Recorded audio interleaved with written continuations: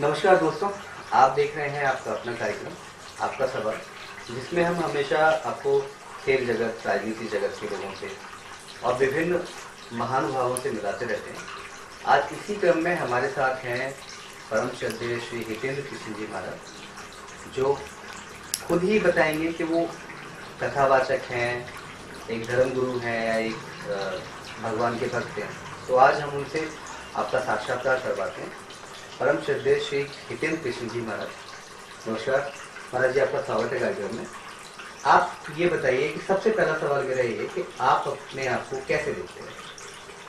आपके समस्त व्यूअर्स का मेरे तरफ से राधे राधे और आपके लिए भी विशेष स्नेह। जय श्री राधे, जय श्री राधे। देखिए, बात हमारी देखने की आती है तो हम अपने आप को ना तो धर्मगुरु मानते, ना ही कथावाचक मानते।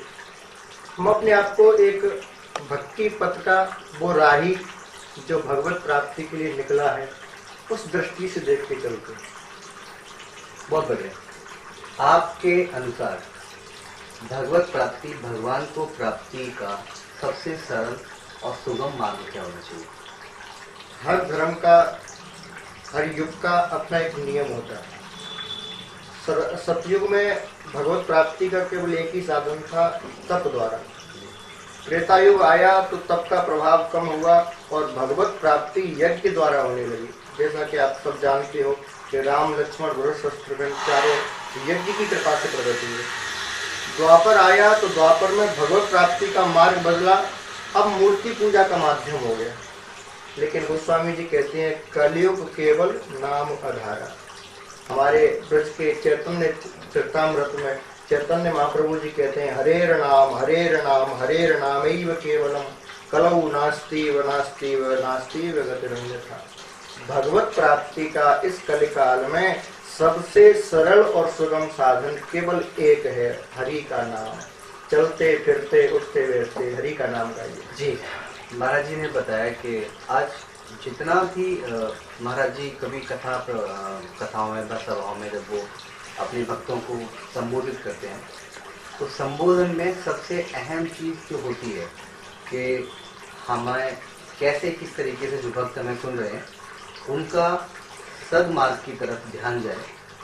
ये आप किस तरह इसको डिफाइन करेंगे, किस तरह बताएंगे? देखिए, हमारा सबसे बड़ा प्रयास यही रहता है कि कथाओं के माध्यम से, प्रवचन के माध्यम से नए युवा धर्म से जुड़े। क्योंकि जब तक नए लोग धर्म में नहीं आएंगे, भक्ति के मार्ग पर नहीं चलेंगे, तब तक भक्ति पथ पर बहुत कुछ संभव नहीं है।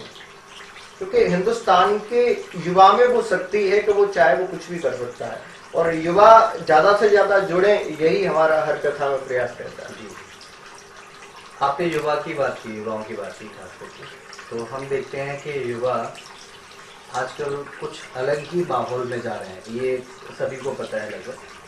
तो ऐसा क्या आप देखते हैं कि युवा धर्म की तरफ, आध्यात्म की तरफ झुकाव उसमें आए?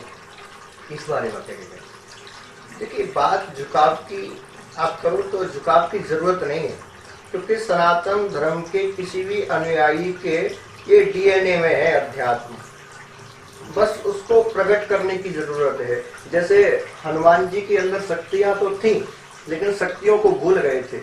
कोई जामवंत आए तो शक्तियों को याद दिलाए। उसी प्रकार आज के युवा में धर्म के प्रति रुचि तो है, बस जरूरत है एक जामवंत की। तो महाराज जी ने बताया कि आज के युवाओं को याद दिलाने की जरूरत है कि हाँ, वो सक्षम है, शक्तिशाली है और आध्यात्म की तरफ उनका झुकाव स्वतः ही है, उसको बनाने की जरूरत नहीं है। महाराज जी, आप लगभग हर शहर में कथा कर चुके हैं, तो आपको सबसे ज्यादा सरलता, सबसे ज्यादा सुगमता कहाँ, आपको किस देश के किस कोने में मिलती है? देखिए, ये तो आप नहीं कह सकते कि कहाँ ज्यादा है कहाँ कम।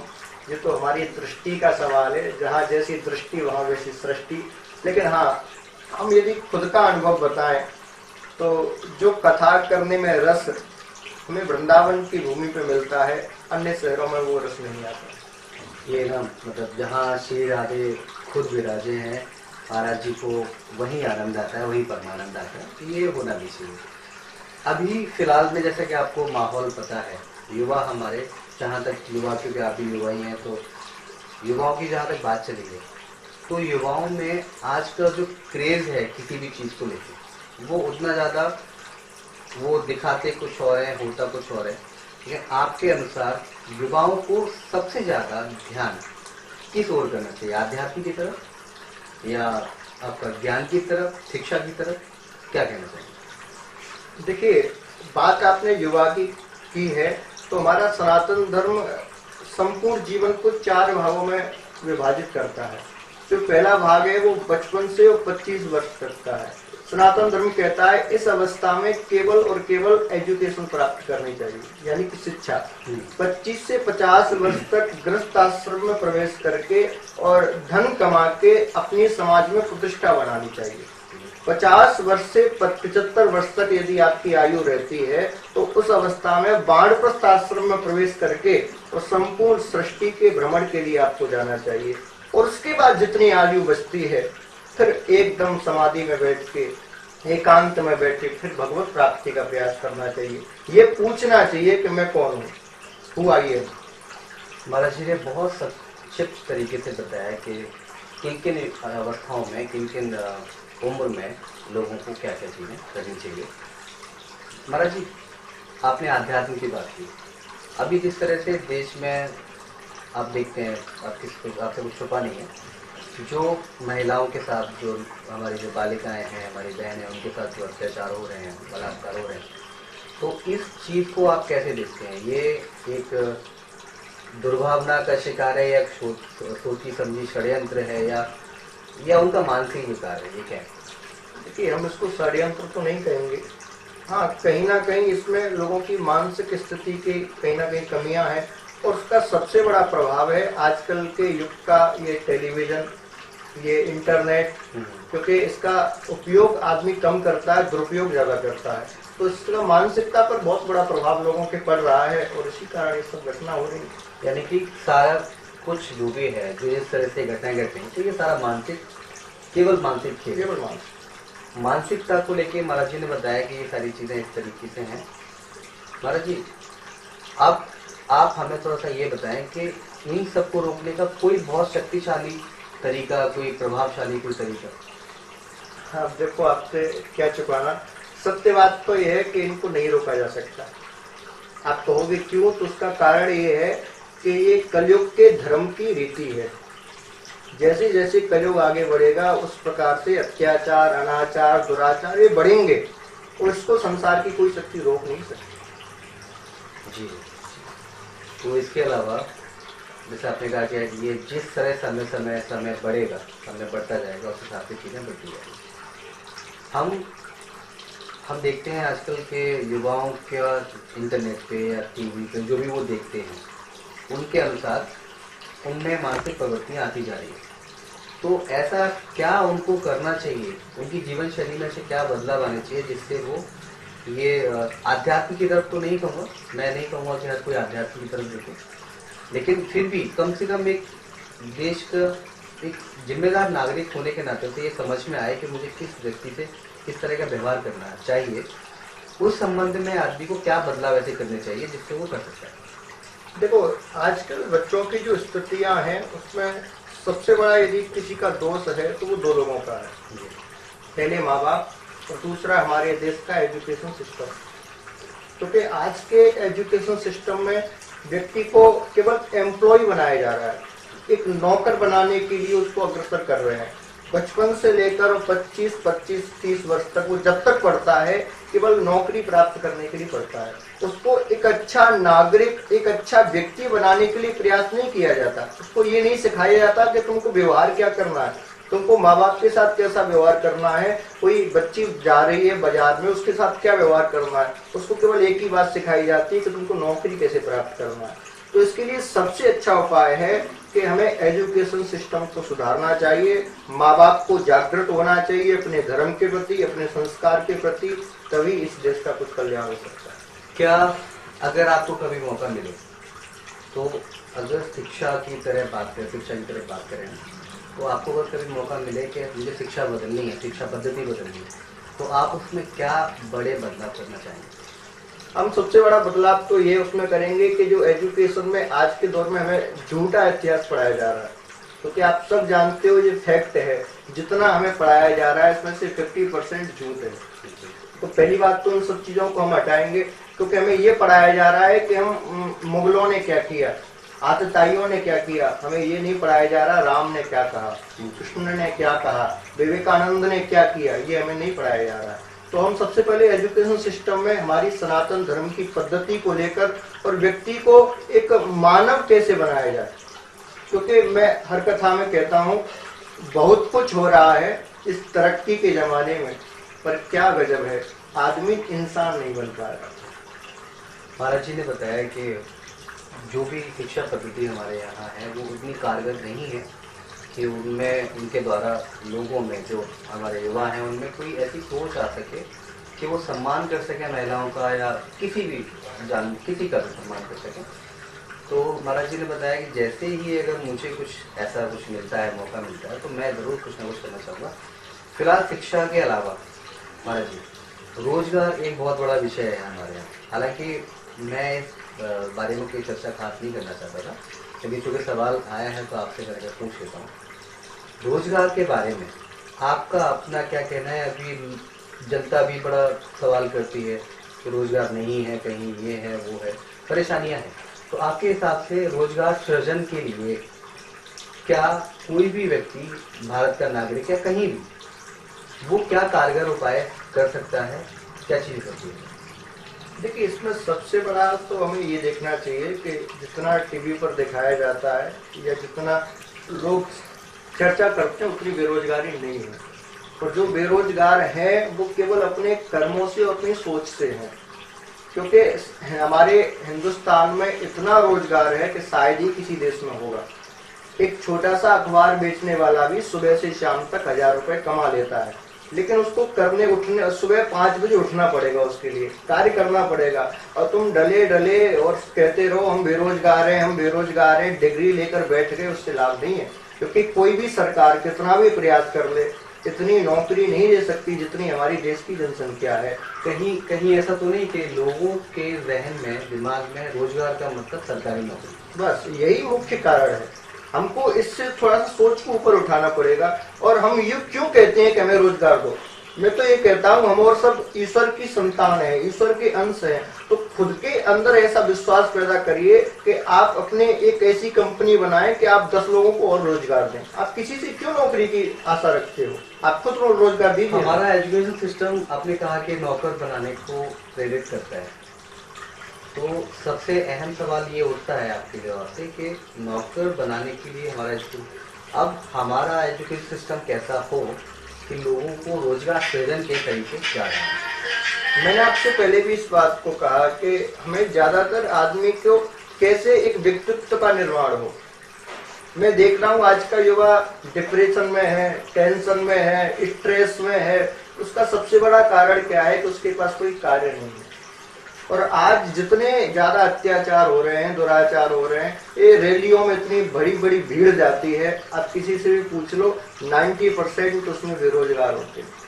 कारण क्या है कि जिसके पास कोई कार्य नहीं है उसको कोई 100 भी रुपए दे तो उसके लिए बहुत है। जो कहा महाराज जी ने कहा कि बेरोजगारी की समस्या सरकार द्वारा उत्पन्न नहीं है, ये आपका खुद का स्वयं के विवेक के ऊपर है कि आपके मानसिक क्षमता के अनुरूप आप कौन सा बेरोजगार, अपनी स्किल डेवलपमेंट के अनुसार आप कौन सा व्यवसाय चुनते हैं।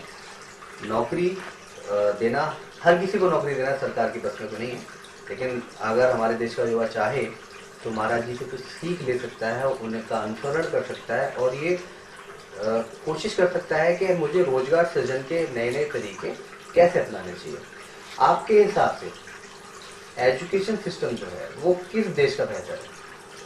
आप देखिए, ज्यादा देशों की यात्रा तो हमने नहीं की, तो हम ये तो नहीं कह सकते किस देश का बेहतर है, लेकिन हाँ इतना जितना हमने पढ़ा है कह सकते हैं कि हमारी सनातन धर्म का एजुकेशन सिस्टम जो गुरुकुल पद्धति थी, उससे अच्छी गुरुकुल पद्धति संपूर्ण संसार में ना बनी है ना बन सकती है। तो इसका मतलब अगर आपको कभी मौका मिला तो क्या आप गुरुकुल पद्धति को दोबारा लाना चाहेंगे? बिल्कुल, हमारा तो ऐसा विचार है। और आज आपने पहली बार मैं आपके सबसे सामने कहूँ तो मेरा खुद का ऐसा विचार है कि एक ऐसा गुरुकुल बने जिसमें व्यक्ति को सेल्फ कॉन्फिडेंस बनाए, हम उसको आत्मविश्वासी बनाए और ऐसा उसमें से एक बालक निकल के आए कि जो युग परिवर्तन का कार्य करे। आप अपने आप को आध्यात्म से जुड़े हुए आपको इतना समय हो गया, आप युवा हैं, तो अब आपका ध्येय क्या है? आप जीवन में लोगों तक आध्यात्म के द्वारा क्या मैसेज पहुंचाना चाहते हैं?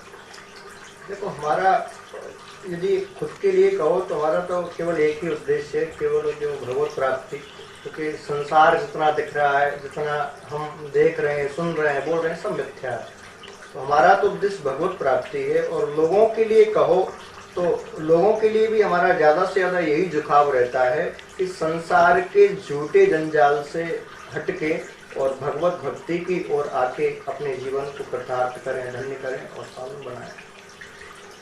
आखिरी बार मैं महाराज जी चाहूँगा कि आप देश हित में आध्यात्म के द्वारा, आध्यात्म देश हित में क्या कहता है यह बताएं। अध्यात्म देखो किसी को भी अकर्मण्य नहीं बनाता।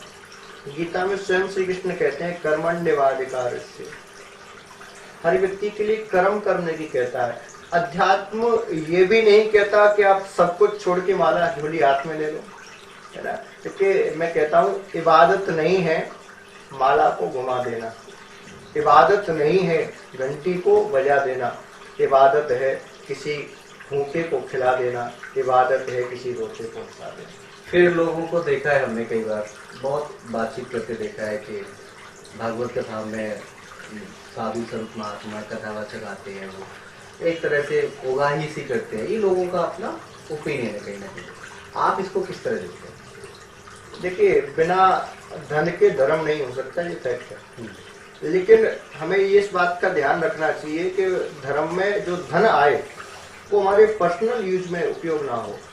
जितना भी हमें कथा के माध्यम से, अनाउंसमेंट के माध्यम से, ट्रस्ट के माध्यम से धन प्राप्त हो रहा है, उसका संपूर्ण इस्तेमाल भगवत सेवा में या समाज हित में ही हो, उसका पर्सनल उपयोग ना हो, वरना ये खुद के लिए भी और समाज के लिए भी घातक है। आपका सवाल के इस एपिसोड में श्री हितेंद्र कृष्ण जी महाराज जी ने बहुत बेबाकी से अपने सवालों के जवाब दिए, अपनी बात कही, उपदेश दिया। देश हित में जो वो कह सकते हैं, जो वो उनकी सोच है, उन्होंने वो कही। महाराज जी का अपना जीवन बहुत ही ज़्यादा आध्यात्म है, कथा प्रवचन उनके हमेशा चलते रहते हैं। मैं महाराज जी से ये कहना चाहूँगा कि नेशन वॉइस चैनल के माध्यम से वो देश हित में क्या संदेश देना चाहिए, एक आखिरी कमेंट में महाराज जी के साथ। सबसे पहले तो आपके नेशन वॉइस के संपूर्ण व्यूअर्स को मेरा स्नेह, प्यार और संपूर्ण देशवासियों के लिए मेरा केवल एक ही उद्देश्य है, एक ही संकल्प है, एक ही संदेश है कि जिंदगी में सदा मुस्कुराते रहो, फासले कम कर दिल मिलाते रहो, राह में आए कितनी भी मुश्किलें, तुम सितारे बनकर चमचमाते रहो, तुम सितारे बनकर चमचमाते रहो। आज कुछ साथ ही सबका बहुत बहुत धन्यवाद, बहुत बहुत आभार। हमारे ऋषि जी का बहुत बहुत धन्यवाद। ठीक है, तो महाराज जी ने अपनी बेबाकी से सारी बातें कही, जो भी सवाल मुझसे पूछे उन्हें बहुत सादगी से उनके जवाब दिए हैं। मैं सभी मेरे व्यूअर से निवेदन करूंगा कि जो भी एपिसोड में अभी तक बनाया है मैंने, वो आपको कैसे लगे हैं, कृपया करके मुझे कमेंट बॉक्स में अपने कीमती कमेंट जरूर दें।